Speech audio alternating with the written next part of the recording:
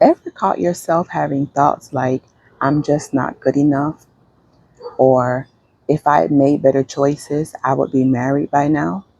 If you are having those thoughts, you have been lied to.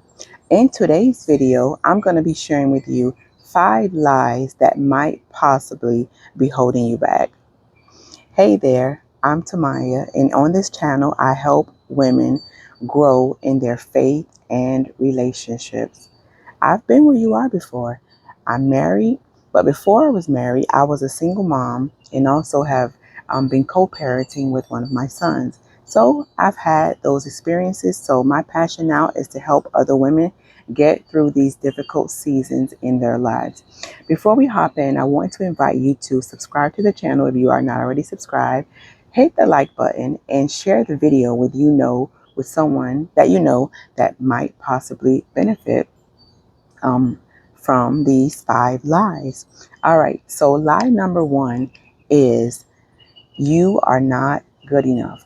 Now, this lie usually stems from some sort of rejection that you have dealt with in your past. Someone said something or did something to you, and you have taken that and you have held on to it. So that sense of rejection causes you to have these thoughts and to believe this lie that you are not enough. This could also stem from comparison. Comparison is the thief of joy. Let me just say that. Um, so if you are finding yourself comparing yourself to other people, be very careful with that, because that will definitely cause you to focus on things that are not necessarily true about you. All right. So lie number 1 is you are not enough. Lie number 2 is I missed my chance. Now this might depend on your age, but it could be because of relationships that you have had to end for whatever the reason was. It could be due to some past mistakes that you are still possibly dealing with. You may have dealt with them on the surface, but you have not really dealt with them. So this would cause you to believe that you have missed your chance. But be careful and don't believe that lie either. I want to encourage you to read Joel 2:25, which says, I will restore the years that the locust has eaten. Again, that's Joel chapter 2, verse 25. Now, lie number 3 is there is something wrong with me.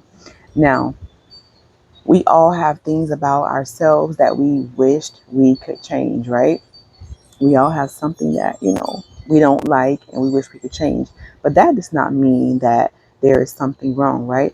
God created you and you are fearfully and wonderfully made.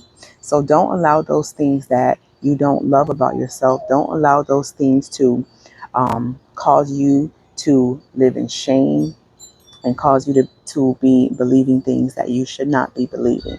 Now, before I was married, I dealt with some things just believing that maybe my life was just too complicated, right? Because as I said, I was a single mom. So I had 2 sons already before I got married.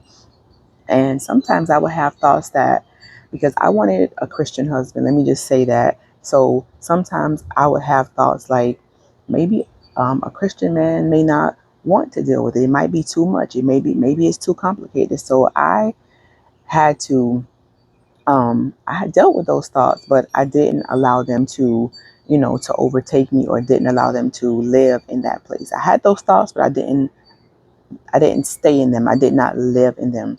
But I continue to pray and talk to God about these things.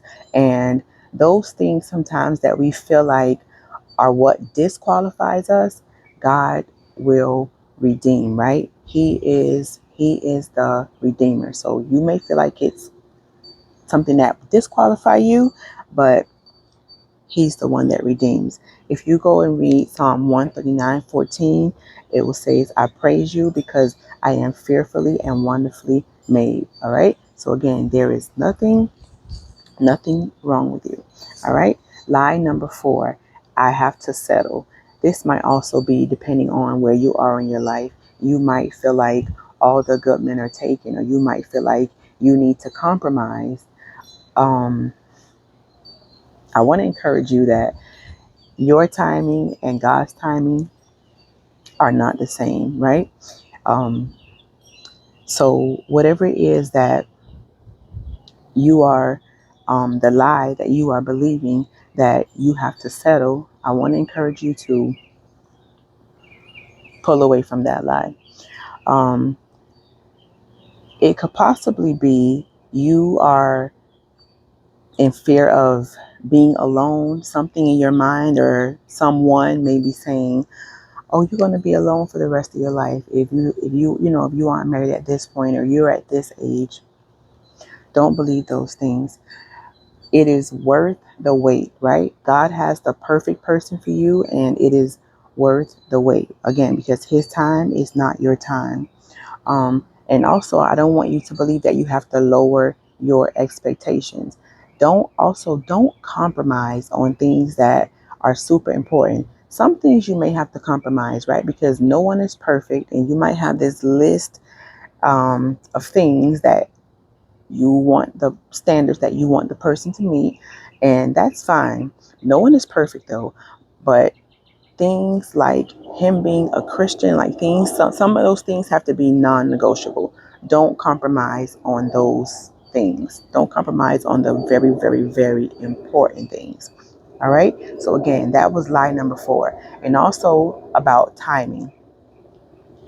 Don't try to rush ahead of his timing because you want to do it your way. Remember Abraham and Sarah, what a mess they got themselves into, right? Because they were moving, not with God's timing, but they were trying to make it happen on their own. So wait on God's timing. All right. That was lie number 4. You do not have to settle. All right. Lie number 5. God is holding out on you. This is the lie that got Eve in trouble in the garden, right? Because Satan was able to convince her that God was trying to keep something from her. God is our Father. He gives his children good gifts, right? He doesn't want to keep anything from you, not any good thing from you. If you read James 1:17, it says that every good and perfect gift comes from above. So just know that God is not trying to keep anything that he has for you. He's not trying to keep it from you. It's likely that he's still preparing you or preparing that person. All right. And don't believe Satan's lies. Don't allow him to convince you that God can't be trusted with your time, with your life, with your spouse, right? He's our Father again, and he wants to give us good things and good gifts. Now, I'm going to be doing a part 2 to give you the truths about each of these lies, all right? And also how to get rid of the lies, right? Because you have them in your mind, but to get them out, you have to replace them, right? You have to replace them with the word of God. So I'll be adding another part 2 to this video to give you the steps on how to replace those lies with the truth. All right. And also next week will be week 3 of the series. And that one will be about becoming the woman that God has designed you to be. That'll be week 3 of the series, which is becoming her before the ring. Now, before you hop off, I want to remind you to leave me a comment. Which of these lies stuck with you the most, right? Which one hit you the hardest? Leave me a comment. I love to hear from you all. And again, share the video with one of your sisters if you feel like she might benefit from it. Hit the like button and subscribe if you are not subscribed. Also, if you want to hear the full story about these lies and the truths that go along with them, you can go over to my blog and read the full blog there. All right. It's in the description, ourlovetalks.com. All right. I'll see you next time, and thank you for tuning in.